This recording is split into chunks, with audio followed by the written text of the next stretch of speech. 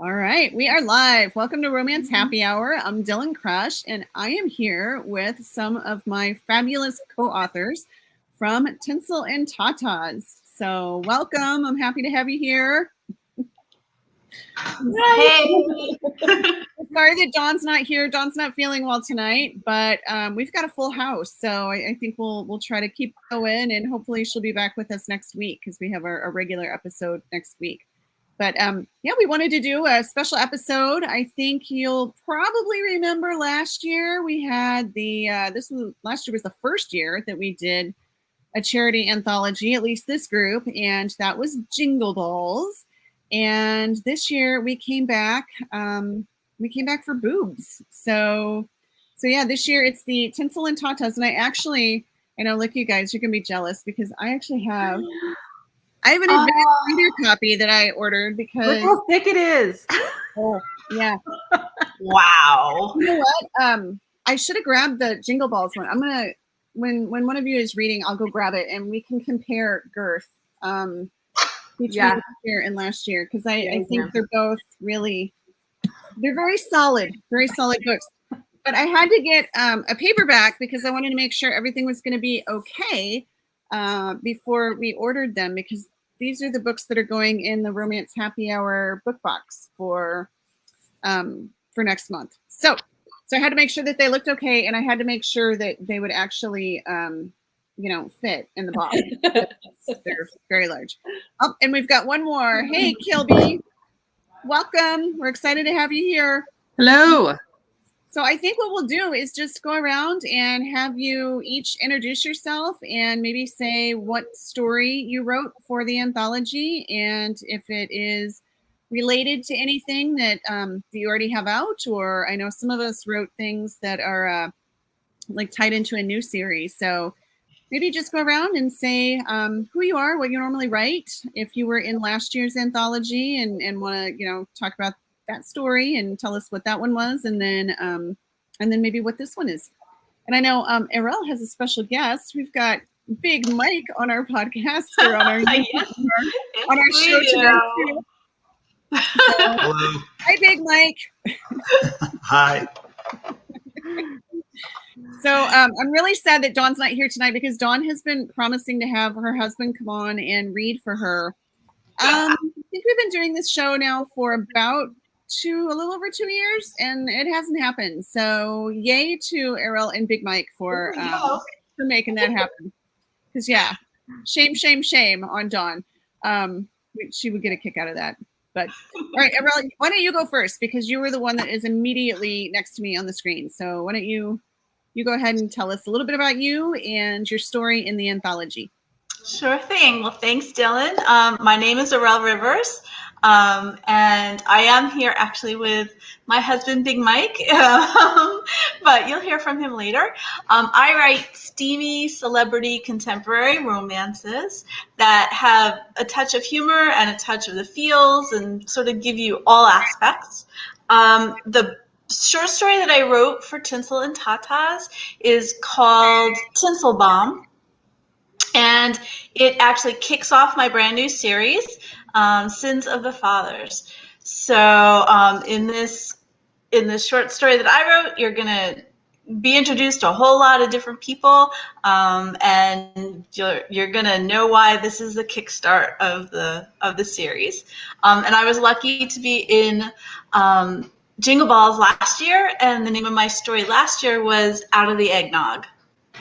So thank you for having me. Absolutely. We're excited to hear what you've got for us tonight. Susannah, you are next on my screen. You want to introduce yourself and tell us a little bit about your story? Yes. Hey, I'm Susannah Nix. This is my second year doing the anthology. And this year, my story is called Star Bright. And it is a prequel to my series of movie star romances. So steamy contemporary. And I've actually expanded it into novella. So there's actually going to be more to come to the story that's not in Tinsel Tatas. But in addition to steamy contemporary, I also write sort of like a series of like nerdy rom-coms that are a little more closed door. So kind of something for everybody. Excellent. Kilby, you want to go next? So I'm going to continue in the vein of people who write celebrity romances. Actually, my story for Tinsel and Tatas has a celebrity chef named Chella. So the Tinsel and Tatas story is a bonus Christmas story that relates to the couple in my contemporary small town romance called A Secret Ingredient. I typically write all across the contemporary romance spectrum. So some of it's a little steamy, some of it's small town, some of it's rom-com. And I also participated in Jingle Balls last year. I wrote a story called Slay My Name, which was on the steamier side. That was a follow-up to my novel Snapdragon. All right. Thanks for joining us tonight. We're glad to have you. And Tawdra. Hi. I write, it's, you know what, it's like 10 after 9 here on the East Coast, and I am officially, my brain is officially offline. I write steamy contemporary romance under this name. I write steamy paranormal romance under another name, and erotic romance under a third name. This is my second year. I have no memory whatsoever what the name of my story was. None. That was 2020. I am clearly in the now. Okay. I have no idea. I know it was good, and I know it was related to my medical romance, Diagnosis Love, but I have no idea what it was called. So anyway, there it is. Live with it. This year, my story is called, I will remember this title for all eternity. It's called Tits the Season. And it is part of my my long series, Love in a Small Town. And it's also part of the spin-off series of that, which is called A Year of Love in a Small Town, which has a different holiday novella for each month of the year. And I think that's it. I think that's all I have. Sorry, I didn't mean to put you on the spot. That was my fault, because I didn't tell you I would be asking the title of your book from last year. And I think, Tawdra, you write so many books that I don't know how you remember even your pen names. Yeah, no, I mean, it's, I remember the story. I just don't remember what it was called. And I changed the name when I moved it, because I changed it to a medical sounding name. So I have no idea. I'm sure it'll hit me about 2 o'clock in the morning, and I'll call you up and tell you. Sounds great.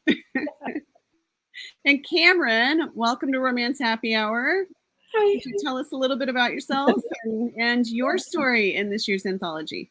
Yeah, hi everyone. I'm Kameron Claire, and this is my first year with the anthology, so I'm really blessed to have gotten an opportunity to do this with these ladies. My story is called Tattoo Tatas, and it's about a tattoo artist who does mastectomy scar cover-ups and other kinds of scar cover-ups, and her client's hot brother. So, yeah. And yeah, is that what I was supposed to say? I'm so lost. Well, and what else do you write? Oh, so I write contemporary romance, and well, I've published contemporary romance. I have paranormal. That's actually my first love.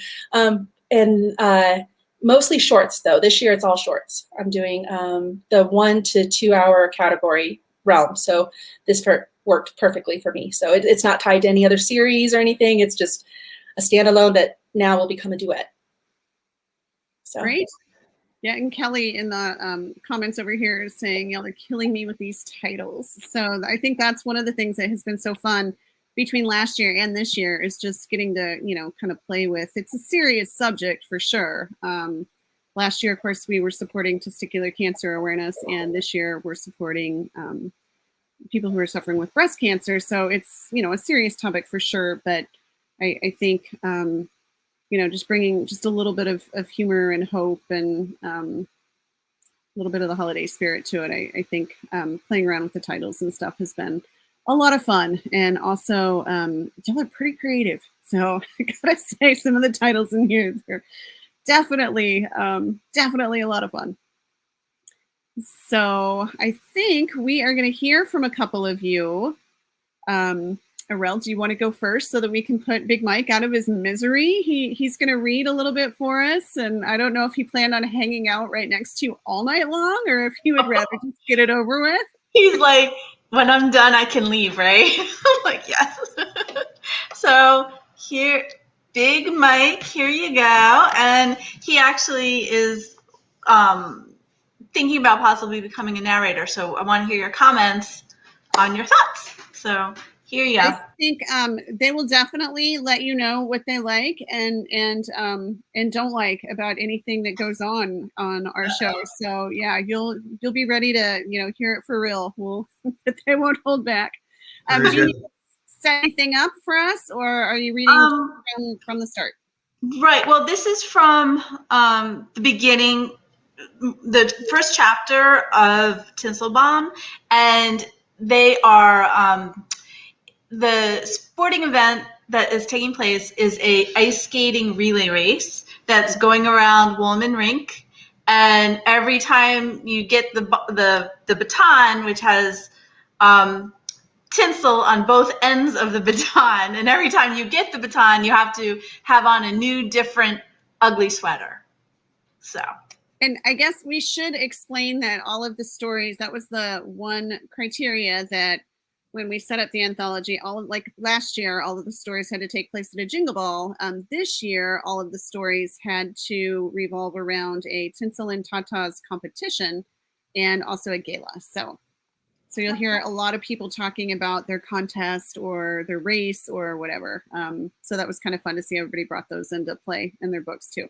All right, we are going to let you guys have at it, and we'll be back when we're done. Thanks. Okay. Darce removes the scrunchie off her wrist and secures her long locks in a ponytail. While not excited to be here, her competitive nature requires she give the race her all, one of the many things to love about her. She fiddles with her new sleeves, which belong on an elf costume to go along with the theme of her sweater. Satisfied as she can be, she glides over to the handoff area.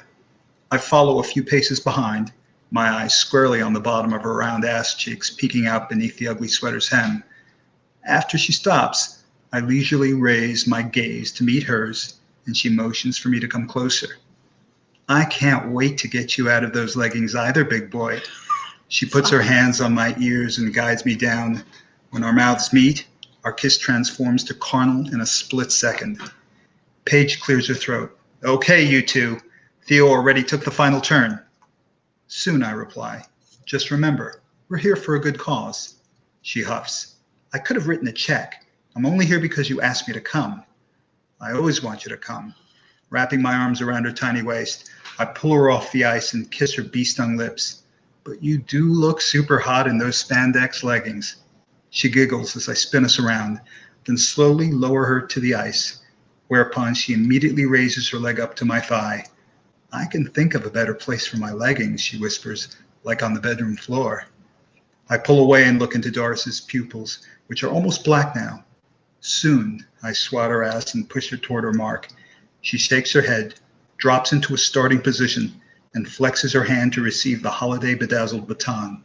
Damn, she's model worthy. I'm a lucky guy. Paige screams again as Theo approaches ahead of Brad's teammate. Go get him, I yell, eliciting a wink from Darcy. Due to my distraction, the baton's tinsel gets caught in her elf sleeves. After juggling it for a split second, Darcy secures a tinsel-heavy baton and races down the rink. Theo stops on a dime in front of us, huffing, he notes. That was close. Paige sighs. Guess I'm going to have to at least start a lap.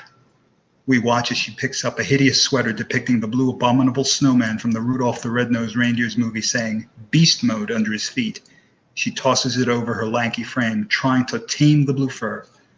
Good thing Darce wasn't wearing that one, I nod toward Paige. If the tinsel mated with the abominable snowman, I'm not sure we would have ever seen the baton again, I laugh, placing my hands on Theo's muscular shoulder and squeezing. Man, you should have been wearing Paige's sweater. You really are a beast. My short-bearded best friend smirks as he rips a sweater over his body and flings it onto the pile, exposing his 8-pack and smattering of hockey-themed tats to the world.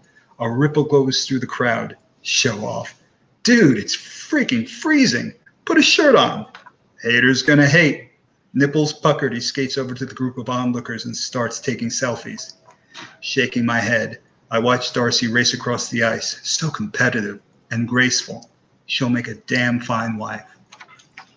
Thank you.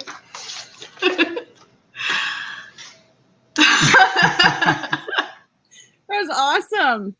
I know everybody's Thank you. commenting. I'm not sure what we enjoyed more, watching Mike read or watching Arell watch Mike read.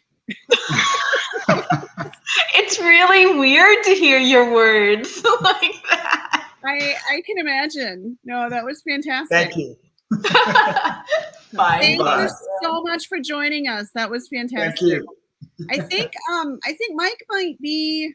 We did have one other author's husband read for her when she had laryngitis. He was so sweet. He came on and read like that, like sitting next to her. Well, no, actually, he didn't show his face. He was off camera, I think. Uh-oh. Look.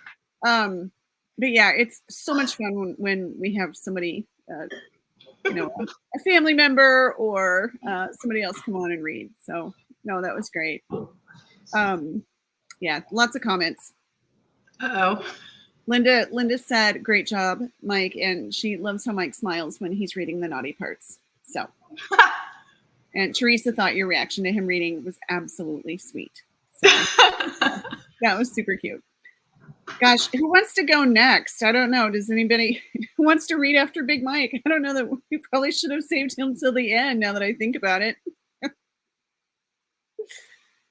Any volunteers? I know Cameron's got something to read. Kilby, did you have something to read? I forgot to ask you before we went on. So I'm going to read something, but I'm finding my place. I'm finding it. I'm Got finding it. my starting place. So Cameron, what do you think? I can read something. I can start at the beginning. I didn't get to pick a good spot, so I'm not going to have cute butt checking out scene going on here. But I can work with this.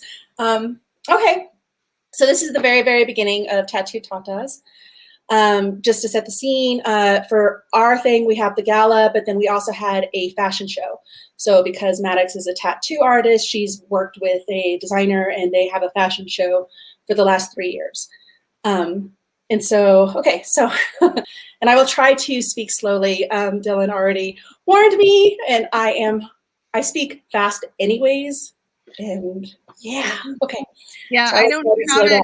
I don't know how to dub it to slow you down, and then have you be reading in slow motion. So yeah, Do this, and every once in a while I'll look over and be like, oh, okay. you'll have to make a conscious effort.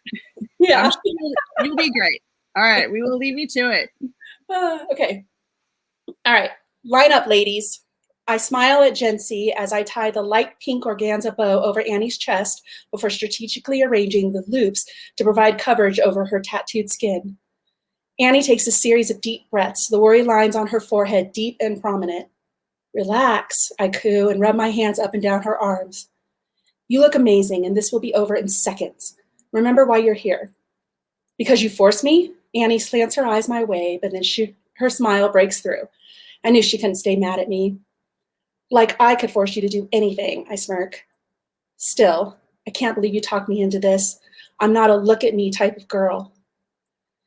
Beth turns around wearing a similar organza wrap in a hot pink with fewer pleats. She's participated in the Tinsel Tatas fashion show for the last 3 years and was my first mastectomy tattoo model, giving me the confidence to pursue my passion of helping people through my art. Trust me, Annie, this will change your life. There's something about loving your body, owning your scars, and flaunting your sexuality, even if you are only on stage for 30 seconds. You're a beautiful woman, and this will be so much fun. Annie takes one last deep breath. Okay, let's do this. I stand on the edge of the stage and watch as Cindy, Sarah, and then Beth work the catwalk. The 3 ladies have done this at least one time before, working the crowd into a tizzy and hamming it up as they go. The fashion designer, Jency, giggles as Beth spins her lace and tulle skirt, lifting the front to show off her 20-hole antique Doc Martens. As Beth turns her head back, I nod at Annie. Have fun. Annie dances forward, her arms spread wide, and smiles at the crowd. The people cheer, hooting and hollering in a cacophony of good vibes and positive energy. I watch from the shadows, my heart swelling as Annie transforms in front of my eyes. Her head is held high as she approaches the end, gathering up the layers of her skirt and spinning so an array of light pinks, grays, and creams dazzle the senses. Her ensemble is the most muted and feminine of the collection, as it best fit Annie's otherwise reserved personality. She's not one to show off, share her feelings, nor ask for help. So her cancer journey has been a difficult one. In the beginning, she pushed everyone away to include her husband of 10 years and has spent the last year struggling with the ramifications of her actions. In the 4 months I've known her, the only person I know still actively involved in her life is her brother, whom I've yet to meet. I know her husband never gave up on her or their marriage, but he did give her space when she asked for it, and I believe Annie doesn't know how to now mend their tattered relationship. I have been exclusively tattooing cancer survivors for over 4 years, specializing in mastectomy pieces, but occasionally taking on other scar covers. My clients are more than cancer survivors wearing a piece of my artwork. They're family. We've laughed together, cried together, celebrated clean checkups together, and prayed together when need be. I've met spouses, parents, children, and siblings. I'm not a licensed therapist, but I have a knack for connecting with people, gaining their trust, and helping them regain their vitality. They say the scars are some of the hardest parts of recovery. The oncologists and surgeons kicking ass during the crisis, but after the fight is won, the survivor is left with reminders that only so much plastic surgery can mend. That's why I do it. I'm not here to hide the scars because my understanding is they're more than skin deep. I'm very selective about who I take on as a client because I know we're going to be in a journey together. It's not about my artwork, it's about our journey. Annie spins a few more times as Beth sidles up beside me and squeezes my arm. Then, to everyone's surprise, Annie yanks free the bow holding the sheer organza wrap covering her chest and throws it into the crowd, her colorful tattoos decorating her flat chest on full display. I gasp at the same time Beth screams, F yeah, and the crowd loses their mind at Annie's bold declaration. And then the tears fall. My heart's expanding until it explodes into a million pieces. I've never been more proud of another human being, and it takes everything within me not to rush the catwalk so I can wrap my arms around her. Annie turns around. At the same time, Jency yells, everyone back on the catwalk. Beth twists, reaching for her bow, which is tied in the back. Let me free! I laugh through the tears and pull on her bow, handing her the loose ends. You fly, girl. 60 seconds later, all the models are backstage, and I've pulled Annie into my arms. I'm so proud of you. I don't know what came over me. Annie shakes, tears spilling down her cheeks, the smile on her face a mile wide. I heard the crowd and thought, screw it. That was the most epic catwalk ever. Beth jumps up and down. Nobody will forget this fashion show, that's for sure. Jency hands Annie a jacket. Over Annie's shoulder, I noticed 2 men, one with a large bouquet of roses in his hand. He has tears in his eyes, and his gaze is fixed on the lithe femme fatale in my arms. The other one, well, he's the hottest guy I've ever seen, and his gaze is bouncing between she and I. He smiles, and a million butterflies kick up and a dance into my tummy, which is crazy because his clean-cut jaw, tailored suit, and boyish charm is nothing like the men I'm normally attracted to. That's not the end, but I can stop there. Thank you so much for reading. I love the part that you read too. It just really, I don't know, it makes me wonder, do you know somebody who is a tattoo artist that does this, or what kind of research did you do? Because it sounds, like you really, I don't know what you're talking about, or have talk to somebody who's experienced this, or. MK Meredith, who's also in this anthology, she's my best friend. So, I have, actually, when we were talking about it the other day, when Claire started talking about her journey, I just started thinking about the day that MK called me and stuff. And so so some of that is definitely just from having, and then I've known multiple women outside of her that have talked about some of the recovery stuff. And then the tattoo stuff, I don't actually know a tattoo artist that does this. I wish I did. I think it's pretty cool. I remember seeing every once in a while on social media, you come across stories of different groups and such. And I remember seeing a spot done on some tattoo artists that, did donate their time to breast cancer survivors. And it was just fabulous. Yeah, there's a guy that actually he is known across the country. People travel to him from across the country because he does reconstruction style tattoos where he'll like, he does, I don't know what word I'm allowed to use here, but he does, where they're like in 3D and perfect. Little buttons. Yes, the little buttons that we have that sometimes stick out when we don't want them to. But and then shadowing, they do tattoos for shadowing in case you didn't get reconstruction and stuff. It's amazing. I did do a lot of research. It's amazing, some of the stuff they can do. Well, and what's so interesting too is the different take on stories. Kameron came at it from a totally different angle than Arell or Tawdra or Kilby or Susannah or me. It's just, I don't know. That's what I always get a kick out of, just seeing how everybody takes what little instruction that we're given and come up with something entirely different. So we do have a couple questions that have come in. I think we'll go ahead and maybe cover a couple of those and then get back into hearing from whoever else has something that they want to read. Let me see. I'm scrolling back up to the top. Normally when we have two people here, it's a little easier because we don't have to do both jobs. Karen wants to know, surprise, surprise, the first question is from Karen. And most of you that were, a couple of us were on in the Booktastic book club the other night, and Karen hosted us for a chat. So if you want to hear us answer questions and hear what everybody shared in the Booktastic book club, head on over to that, and I think you can see the recording. Karen wants to know, do you read your book reviews? How do you deal with bad or good ones? And I don't know that we all need to answer every single question. I don't know. Why don't we just maybe, I don't know, half of us answer one question and then half answer the other, just in the interest of getting through as many questions as we can? Anybody want to take this one? I can. I read all of my reviews, and I don't go out there a lot, but especially all my ARC reviews before it's posted. And then of course, the initial ones. And I've actually seen a lot that have come in for this as well. Because I think it's important I would hope you're taking the time to leave your reviews. So I think it's important that we are coming back out and, acknowledging that. Good ones, I don't know, you take screenshots of them and you put them up on your wall for later. That's what I do. And then bad ones, I think, I feel blessed to have learned early that there's a reader out there for every author. And so, maybe somebody maybe my voice or so-and-so's voice just wasn't for them, or, and it's all right. It's cool. So that's how I deal with it. I wasn't for them. They don't have to continue. That's fine. Anybody else want to chime in on this one?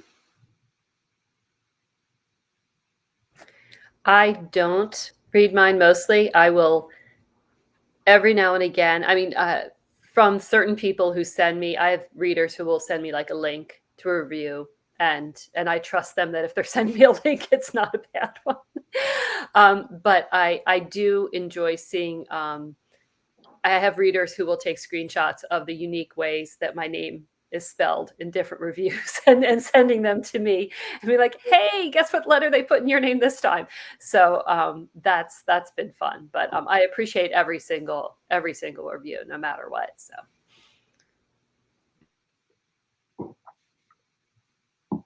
anybody else have anything to add to this one? Then we'll move on.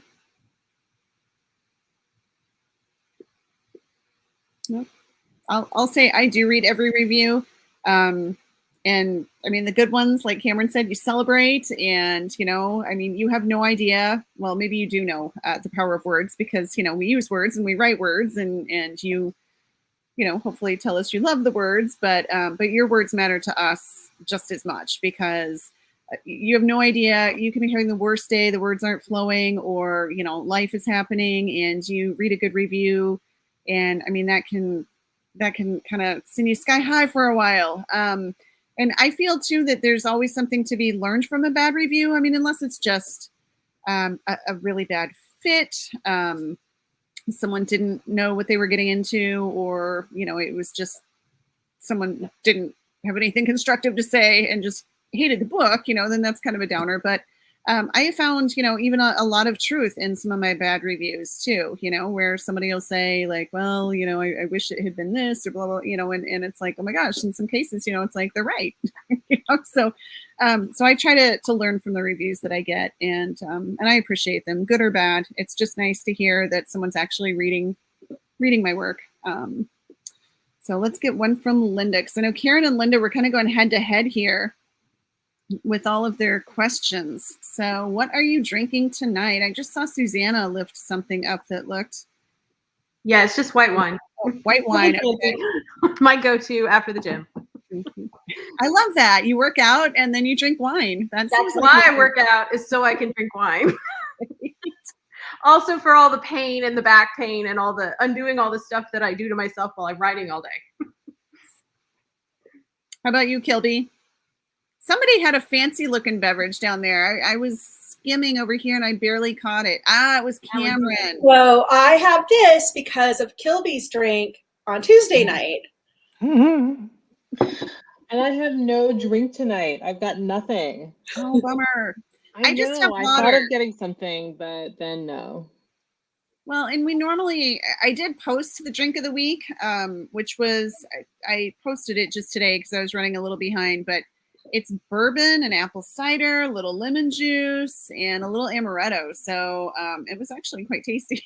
So if you haven't checked out our Facebook page, we always do a drink for every episode. And I was trying to do something Christmassy, but my kid actually he did drink. He ate all the cherries because I bought them so they could have ice cream sundaes, ate every single cherry, and drank all the juice because I was going to do something with, a cherry on top and everything. So I need to start hiding the cherries. Did you have something, Arell? Are you going to get something? Oh, I think she's got us muted. Are you drinking anything tonight, Arell? Yeah, sorry about that. My laptop died, so I had to come into my office so I could plug it in. And I'm just drinking water. I always drink water, so nothing exciting here. But I live vicariously through all of you guys. All right, let's do one more and then we'll get back into some reading. What part of the book was the most fun to write? And I'm assuming, because I can read Karen's mind, I'm assuming Karen means like which part of your story was the most fun to write? So I can speak to that. I think my favorite parts of the story, I like doing mean things to my characters, like mean things that are funny. And in my story, I made my characters learn curling. So it turned out that there was a surprise, like celebrity, like Olympics, like they were doing this like mini Olympics and all the celebrity guests had to compete. And it was really fun. First of all, researching curling. Like I was just like watching like a ton of curling videos, where you've got like the person with the broom and like people, just like a lot of explainer videos on YouTube where people are like, what the heck is curling? We're going to explain curling to you. And just forcing my characters into that situation where they're sort of slipping and sliding on the ice. And, I've got a little bit of forearm action going on with the hero because he's the one with the broom. But the heroine is just like not elegant. So that was really fun. They actually have a big curling center right here in my little tiny small town. The people come from around the U.S. Well, I don't know if they are coming now, but they come from around the U.S. to compete here. They have like official lanes. Are they lanes or? Yeah, there are all these like special markings on the ice, and like I never had to think about this too hard before, but yeah, if you were going to have a bunch of people curling, you would definitely need sort of special ice in a number. It would need to be like sort of groomed and marked completely differently from the way that like hockey rinks are marked. That's fascinating. Yeah. One of my kids actually tried it and she really liked it, but she said her arms hurt so bad after practicing a couple times. So she did not pursue it, but we got a kick out of watching her out there with the little, the sweeper. Don't they call him the sweeper if you're the sweeper? Yeah. Yeah. So I think that's awesome. Anybody else have a fun part of their book or their story? I liked because everybody had to have a different ugly sweater. I liked having to research. There are some really ugly sweaters out there. So I was on Google looking at all these different ones, and that was very fun for me. What was the worst one you saw? Oh, One the of ones where they have like lights on, like, oh God. Yeah, they're pretty bad. Well, and the reindeer one, you've seen the reindeer boob sweaters? That has been when I was Googling stuff. Yeah. When you got to be careful when you Google like holiday tatas to see kind of what's out there. I was trying to get ideas for my story, and they have like a reindeer boob sweater where they literally cut out a circle where your boob goes, and then they put, you know, like little googly eyes on it and a little red nose, and people were wearing these to parties and everything. I'm not quite that daring, but yeah, there's some really interesting sweaters out there. Definitely. All right. Anybody else? We're going to let Kilby read. This is a quiet group tonight. Did you find what you were going to read, Kilby? I did. I found what I was going to read. Let me give you a little bit of context. So Okay, my story and I forgot to say the name of my story before. The name of my story is Last One Gets the Booby Prize, which is in direct reference to the curling situation. But in this moment, my celebrity chef is speaking with the event coordinators who are giving her some feedback on the menu she is planning to serve. And my celebrity chef, her name is Chella, and her husband's name is Max, and everything is happening from Max's point of view. All right, we will leave you to it. We'll be back after. All right. Chella. Aremy leaned in, not even bothering to skim the menu with his eyes, a menu it was clear he had studied. We love everything you've come up with here. When we read this, there wasn't a single thing we wanted to change. And don't worry, Wiley cut in a way that tipped Max off to the fact that they might need to start worrying about something. Because both Aremy and Wiley were talking like Chella and Max were about to hear a big but. We've ordered every single thing on your supply list, Wiley continued, and we will serve everything you suggested as described. But he drew the last word out to about 3 times the length that it should have been. We're going to need more boobs. Max blinked. It's obvious that everything you've put on the menu will taste amazing and will please our guests, Aremy chimed in, especially after a debacle we had last year with some chicken piccata. Wiley and Aremy shared a knowing glance before Wiley took over again. We were extremely grateful that you chose not to have chicken on the menu without us even having to ask. It really showed your professionalism.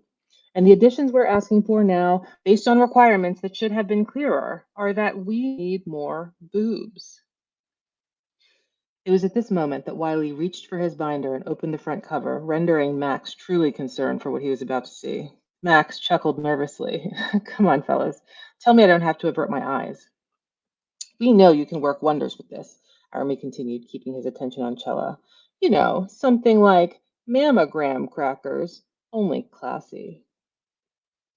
Mammogram crackers? Max repeated. Wiley turned to a specific page with precision, opening the binder widely and turning it for Chella and Max to see.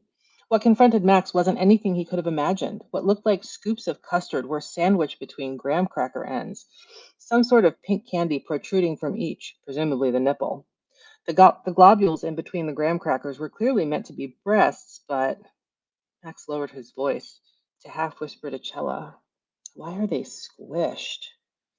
Aremy answered the question he hadn't been asked directly with sad authority. Because that's what it's like to get a mammogram. Max frowned, perturbed, looking only at Chella now. I mean, do we really want trays full of traumatizing desserts? Oh, these are just inspiration, Wiley cut in, flipping pages once more. The next time he turned the binder around, he had a different photo at the ready. Look at these Copperfield cupcakes. Cute, right? Max did look, and they were artfully done, tastefully done. But integrating concepts like these this late in the game would be a lot. Now, the important thing to remember anytime you're doing any breast and nipple work is you can't go all light-colored flesh tones with pink nipples. See this full plate of sugar cookie thumbprints with a raspberry on top of each? Wiley tapped his finger on a new page he had opened up. These are racist cookies. If you want inclusive cookies, you would have to bake versions for all the shades. Not just sugar cookies, but snickerdoodles, maple cookies, and ginger snaps, and chocolate. And don't even think of using just raspberries as your nipple on a thumbprint cookie, or even one kind of raspberry, Army kicked in. Sometimes you have to break form and go with whatever food might work, like Hershey Kisses, if even a blackberry won't do the trick. Wow, that's... Chella began, clearly grasping for anything intelligent or appropriate to say. A lot to take in, Max finished for her, lifting his arm to give her back a reassuring rub.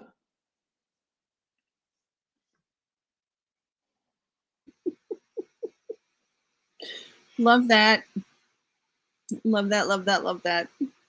So what kind of research did you have to do to figure out what kind of food that you wanted to put into your story? You know, you can, I mean, Pinterest was amazing. Like I looked at literally like breast themed foods, and it seems like if you're going to, there are a ton of actually sort of like breast cancer world, like parties that you can throw, you know, for people who are having mastectomies or for people who are recovered. There are just a ton of ideas online. It's sort of astonishing and amazing, and I love it. Like I kind of want to throw a boob party just because. Mm-hmm. But you absolutely see like representation. Like you absolutely will see like breast cookies of all skin tone shades. It's really interesting and fun. You know, sort of what you have to think about if you wanted to have an inclusive breast themed affair. Mm-hmm. Yeah, because I mean, we are all different. That's. I have been doing also a lot of boob googling. That sounds really bad, but you know, items to put in our Tinsel and Tatas box, and I mean, really, they come in all different colors and shapes and sizes, and it's really fascinating. So. It is. Mm-hmm. This is a total non sequitur, but I remember this ages me, but like back in the early 2000s, they had an adult search engine, and it was called Booble, Booble. It was very short-lived because they were sued by Google. But when you went there, they had this sort of awesome logo. It was like the Google homepage, except, you know, Booble, and it was hilarious. And I'm sorry that it went away. Total non sequitur. Thank you for that. I'm pretty sure I'm older than you, and I do not remember that. So Very maybe short-lived. It's like a regional thing. Died too young, gone too soon. Anyone else remember that? I don't know. Maybe some of our viewers remember seeing that. Maybe were you in the tech field, Kilby? Was this something that? This was literally the like 1999, 2000, 2001. This was like very early internet, and I was working in the internet business at the time. Okay, so maybe it was something that you were just privy to. I don't remember. That would be a conversation unto itself. It's like, how did I find out about it? I don't know. Yeah. What did your Google search look like back in 1999 and 2000? You know, I'm not sure I want to go back. If I could find a time machine, I'm not sure that's the year I would go back to. Agreed. How about a couple more questions? We do have, let's see. Oh, Karen had another one.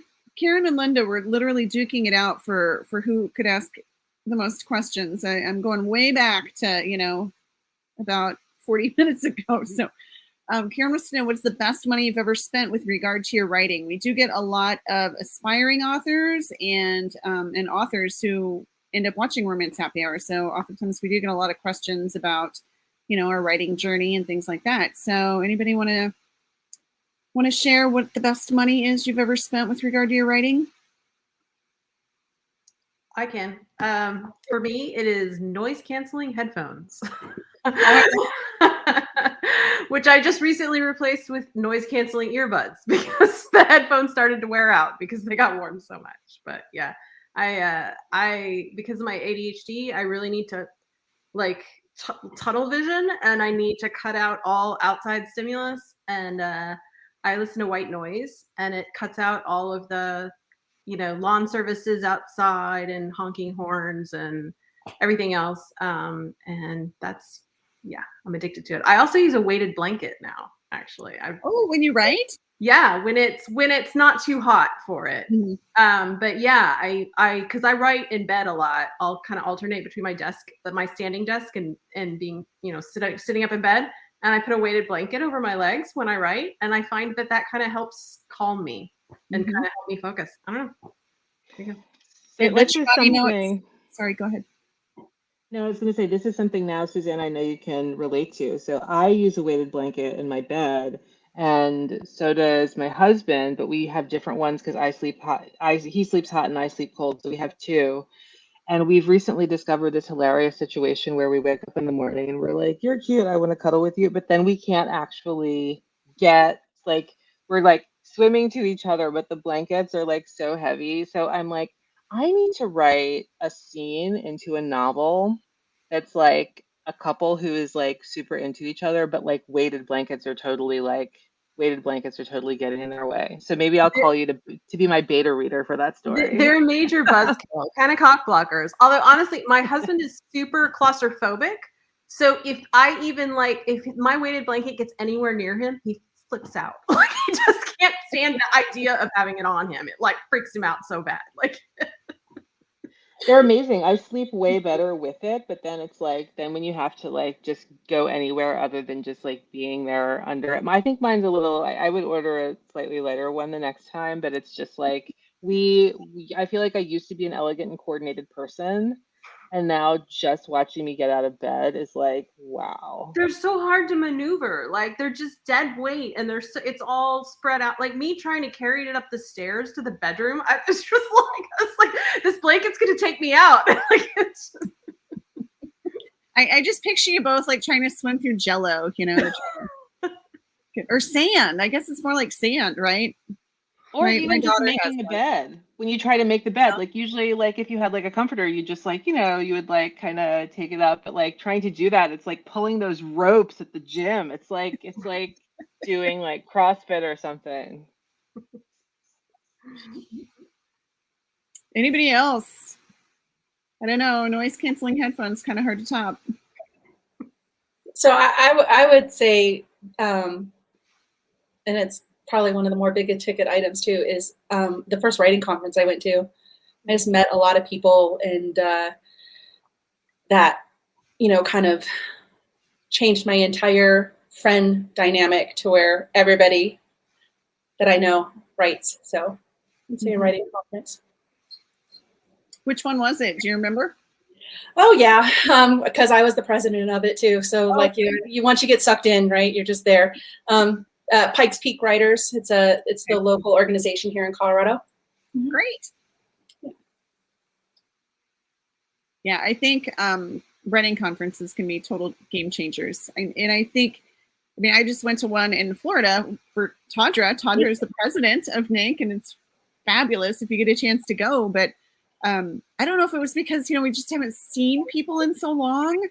But just being around other writers was phenomenal. It's been too long. We get to see each other a lot on Zoom like this, but and actually, I did hug Tawdra. I think I was masked at the time, but I know it's like just so happy to be around people who understand. So yeah, I agree. But I think that's the interesting thing too, right? Because here you are at a writing conference, and depending upon what kind of conference it is, depends upon what kind of people are there, right? Whether, whether there's industry people there, agents, editors, stuff like that, right? But you get so it's a pretty, we're pretty solitary in our craft, right? Noise canceling headphones, locking everybody out, whatever, for X amount of time. And so we have this one thing, and I always thought it was funny because I've been doing Pikes Peak now for, I don't know, about 7 years, I think. And I always joke because it's like, on Friday, regardless of what kind of introvert you are, which a lot of writers are, they're all just, very excited, and everybody's very energetic. And then by Sunday morning, it's like just zombies walking everywhere because we have all zapped like our year's worth of pent up energy, excitement to see each other, And so I think that's pretty cool that it gets you that one, and just once or twice a year is a good enough shot, man. Then you could go back into your cave for a while and just be thankful that you don't have to have people around you constantly. Oh, that's funny. So I don't know if anybody else had anything to read. I want to make sure if you do, we have time. Speak up now or forever miss out. There you go. I wasn't going to force you, Tawdra. I wasn't going to call you out, but if you do have something prepared, we would love to hear from you.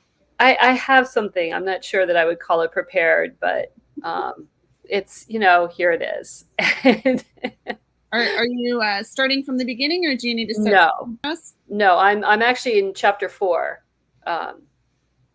because there's stuff I don't want to share from the beginning. So so it's actually in chapter 4, and the basis of the story is Celeste owns a lingerie store in this small town of Burton, Georgia, where it takes place. And she is heading up the Tinsel Tatas weekend benefit, which includes kind of a rally on the Friday night, a 5K early in the morning the next day, and then the after party that night. And she gets a rising country star to come headline the after party, and he just happens to be her brother's best friend, who she'd crushed on all during high school, and who, when she was in college, he was 2 years older than her, and when she was in college and he'd come back to town for the last time, they had one very memorable night that was a very special first night for her, and he had no idea that it was first night. And so, but they had both agreed that it was just one night and they were going off to their lives. And he thought that they left with both of them, a smile on their face and a song in their heart. And they did it first. But you know how we women can be, especially when we're young and vulnerable and whatever. And she maybe got a little upset that she never heard from him again, really. But he was off becoming a big star and she was going to school.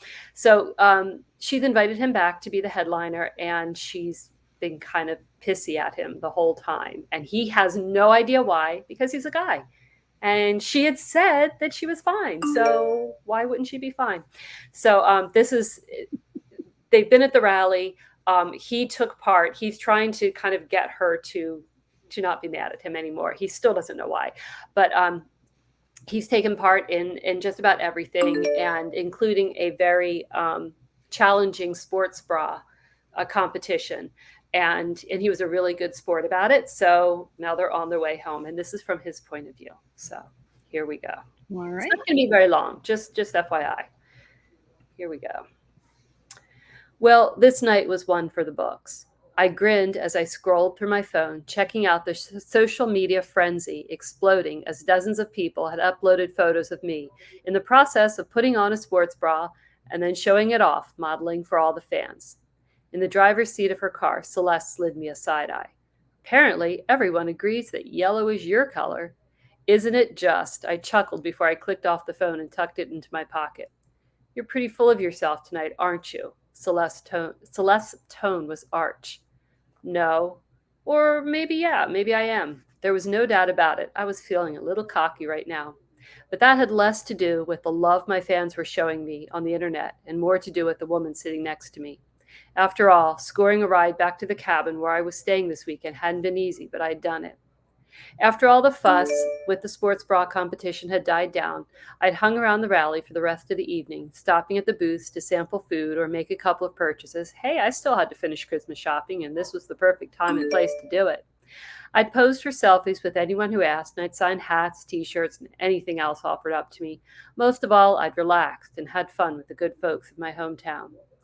But when the crowds had thinned and the volunteers had begun the work of taking down the booths and tents, I'd found Celeste again to offer my help. I knew she didn't want to accept. The woman was prickly as all hell, even though I'd felt the heat of her gaze on me during my struggle to pull on the damn sports bra. I had a gut feeling that she was feeling the same old attraction that we both admitted to 10 years ago, only she didn't want to acknowledge that fact. Still, after I'd packed up her car and slammed the trunk, she didn't have much choice about giving me a ride. No one else was around, and since the vintage holiday cabin where I'd booked space was located miles outside of town, walking wasn't an option, even if it hadn't been midnight and getting damn chilly. Celeste hadn't given in with much grace, though. She'd heaved a sigh, flung one hand to the passenger door. Fine. Go on and get in then. It's not like I have to be up before dawn to help with the race tomorrow. Oh, wait, I do. Now I shifted a little in my seat and studied her in the dim light of the car's interior before addressing her accusation that I was, what was she said? Oh, yeah, full of myself. She'd sounded downright snippy. You know, Celeste, I began conversationally, I could be remembering wrong, but I think you and I used to like each other fine. Back in the day, I mean, when we were growing up, when we were in high school. What's your point? Her hands gripped the steering wheel a little tighter. You're pissed off at me for something, and you have been since I got back to town. I don't know what I did to deserve it, though. You called, and you asked me to perform this weekend, and I didn't even hesitate. I said yes. But from the time I saw you at the bar last night until now, you've been bristling at me like a cat in a room full of rocking chairs. Celeste shot me a glare filled with venom. I don't bristle, and don't compare me to a cat. I happen to be a big fan of cats, so it's not like that's an insult, I returned calmly. My point is, darling, don't you darling me, Ty Hollins. I ignored that. The point is that you're acting like I've wronged you in some way, and I can't think of anything that might qualify, so I'd like you to enlighten me. She was silent, but I saw the tension in her jaw. With a sigh of defeat, I slumped down and stared out the window. I forgot sometimes how dark it got out here in the country, especially around midnight in December. Still, the headlights picked up enough of our surroundings that I had a good idea of where we were. Almost without thinking about it, I began to reminisce. Chrissy and Carl Hochuk's place is out this way, I think. I paused for a moment. That was some party they threw that year. It was the end of summer, a few years after Danny and I graduated. Do you remember? Celeste snorted, rolled her eyes, and it was about that time that I began to get a clue. Love that. I like snarky women and guys who don't have a clue. Sounds like he's catching on though, so that's good. He does. Well, I know we're almost out of time. I wanted to get in just a couple more questions. I saw one from Christine. Christine wants to know, what do you do when you feel stuck or the story's not flowing like you intended? Anybody have a great response to this? Besides crying and eating ice cream and... Yeah, I was going to say crying, so never mind. Computer out the window? Music. I have a playlist for every book, and so I just go back to that and I try to get out of the house and listen to music, and that will always unstick me. So I have two things for that. Because first of all, for me, I have to figure out if it's a me problem or a story problem. So if it's a story problem, usually it means there's not enough conflict and I'm making easy choices for my characters, and I need to go back and make harder choices to add more tension and conflict. If it's a me problem and it's just like I'm distracted or it's my mood or I'm just not in the right headspace, usually I will go reread favorite scenes from some of my favorite books, and that will inspire me to get the words flowing again. Great advice. And what you said is really true too, because I oftentimes find when I'm stuck, it's because there's a problem with my story. And, I have to kind of back up and figure out where was it last actually flowing well, and then kind of.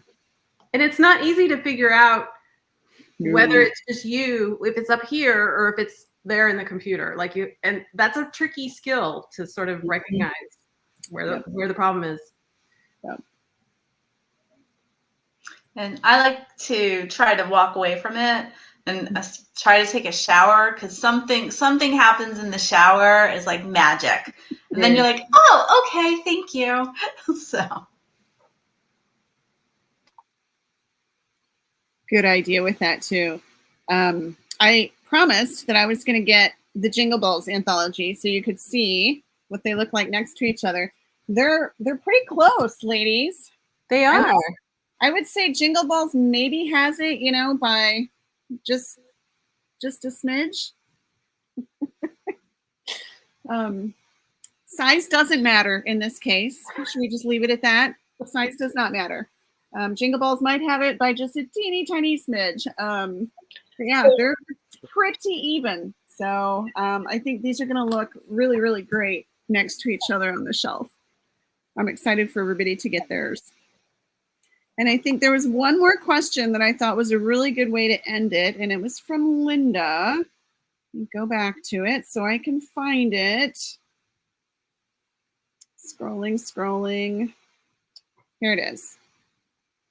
All right. What are the 3 words you would like to be remembered by as an author? I thought this would be a good way to kind of wrap things up for tonight. And totally putting you on the spot, because this is the kind of question that, you know, you probably, if you thought about it for a week, you still might not be able to come up with the exact perfect words. So I just want to know off the top of your head, what do you think?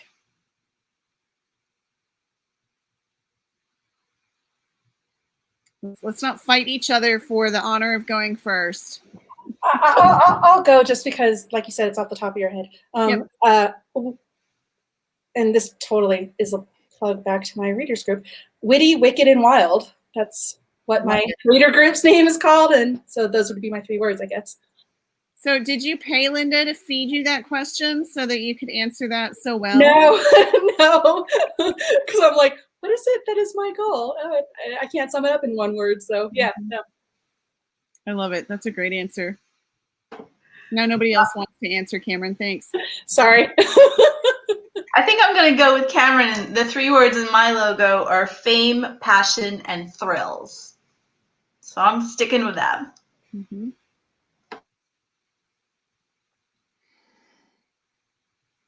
Susannah, Tawdra, Kilby, anyone? I don't have 3. I would say like I'm bold. I think I want to be remembered for being bold and like writing about stuff and talking about things that not a lot of other authors are talking about, but I don't have 2 others. I think bold fits. And I think part of being bold is not following the rules. And so yay for you. That's an excellent answer. Tawdra or Susannah. I know nothing like putting us all on the spot, right? If you come up with them, feel free to come back and pop them in the comments so people know. I have 2 or 4. So it's either characters you can't forget or unforgettable characters. So I don't know.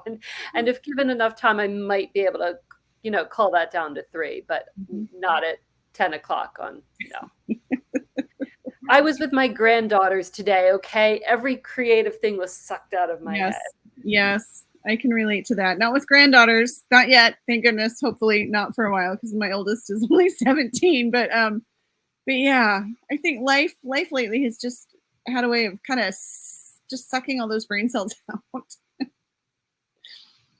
So we won't put you on the spot, Susannah. You can come back, and if you think of something, let us know. Because you notice I'm not answering the question either. Yeah, Dylan, where's your answer?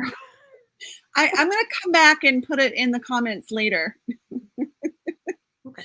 No, I mean, I think for me, it's probably, I don't know, sassy. Just, I don't know. I think I would like to be remembered for giving readers an escape. So providing an escape and just a little bit of humor and a good time. So there. Na. Now it's just up to you. I'm teasing. So thank you everybody for joining us tonight. We really appreciate it. I love this group. I hope we do it again next year. I know that people have already asked, are you doing another one? I would like to say yes. I'm pretty sure. I mean, I don't know. We haven't officially talked about it. It's nice to kind of get through what's going on first. As Kilby will probably tell all of you, being one of the organizers is a lot of work. Because Kilby is one of the organizers this year. So yeah, nobody wants to ask Kilby if she'll do it again until this is all over. It's like labor, right? Like once you get through it and you realize, you know, what a great experience it was and all that, then you forget about all the uploading issues and formatting issues and coordinating 18 authors who, you know, all are super excited and enthusiastic to get marketing and all that. So sorry, that's my dog. She's normally not allowed in the room when we're having romance happy hour, but one of my kids had a friend over, so we had to protect them from the beast. So thank you so much for coming tonight. We do have a giveaway we're giving away one of the Tinsel and Tatas boxes. So I did post a link to that on the Romance Happy Hour Facebook page. And you want to quick go around and just tell everybody where they can find you, or where you mostly hang out, if it's Facebook or Instagram, or where's the best place to connect with you. We'll do this real quick. Arell, you're up. Where can they find you? The best place is in my Facebook group. It's Arell's Angels. Okay, how about you, Susannah? I also have a Facebook group, Susannah's Nerd Herd. And then I'm also on Twitter and Instagram a lot. So. Sounds good. Kilby? I also have a Facebook group. It's called Kilby's Corner, and it's where I'm usually hanging out and being the silliest. Right now, there is a raging debate going on about candy corn versus circus peanuts. So that's what's happening right now. There are strong opinions. I think we all have strong opinions on both. Tawdra, where's the best place to connect with you? My reader group is the Naughty Temptresses on Facebook, and on my website is definitely a good place too, and that's just tawdrakandle.com. All right, and Kameron? Facebook, pretty much in any way, and I have a reader group as well. Witty, wicked, and wild readers. So yeah, but just Facebook in general. I am whatever. That's like my main communication mechanism in life. I'm very basic. So, it's amazing we all survived this week when Facebook went down for most of the day. It's amazing that we all managed to somehow pull ourselves together and keep going on. I know it totally disrupted my day. I don't know about you guys, but yeah, that was kind of crazy. So you can always find us on the Romance Happy Hour Facebook page. Speaking of Facebook, and Dawn, hopefully we'll be back next week with our regular program, and we'll hope to see you then. Thanks a lot for joining us, and we will see you next time. Thanks, everyone. If you haven't picked up a copy of the book yet, the links are everywhere, so go grab it. 99 cents, and all the money is going to the Young Survival Coalition. So, all right, everybody have a good night. Bye.